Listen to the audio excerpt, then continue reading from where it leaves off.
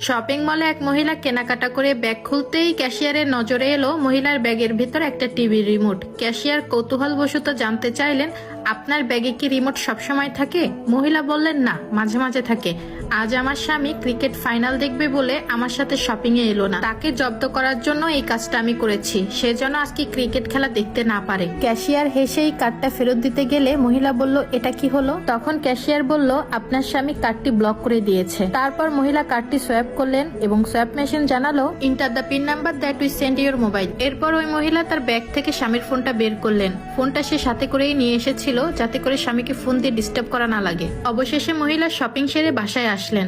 বাসায় আসার পর দেখলেন দরজা তালা মারা এবং তার উপরে ছোট করে একটা চিরকুট লিখে গিয়েছেন তার স্বামী। চিরকুটে লেখা ছিল, আমি গাড়ি নিয়ে বন্ধুর বাসায় খেলা দেখতে যাচ্ছি, বাসায় আসতে লেট হবে, দরজার সামনেই শুয়ে পড়ো। তারপর ওই মহিলা ডুপ্লিকেট চাবি দিয়ে ঘরে প্রবেশ করে রাতের খাওয়া দাওয়া সেরে ঘুমিয়ে পড়লেন। খেলা দেখে তার স্বামী রাতে বাসায় ফিরলেন। বাসায় এসে দেখলো দরজা ভেতর থেকে লক করা আর দরজার সামনে লেখা ছিল, আজকের রাতটা গাড়িতেই ঘুমিয়ে নিও, আর কলিং বেল বাজিও না, এতে কোনো লাভ হবে না, কলিং বেলের তার আমি খুলে রেখেছি, আর দরজাতে ধাক্কাধাক্কি করো না, কারণ এটা ভদ্রলোকের বাড়ি। তো মোরাল অব দ্য স্টোরি হলো, একজন নারীর বুদ্ধির সাথে একজন পুরুষ মানুষ কখনোই পেরে ওঠে না।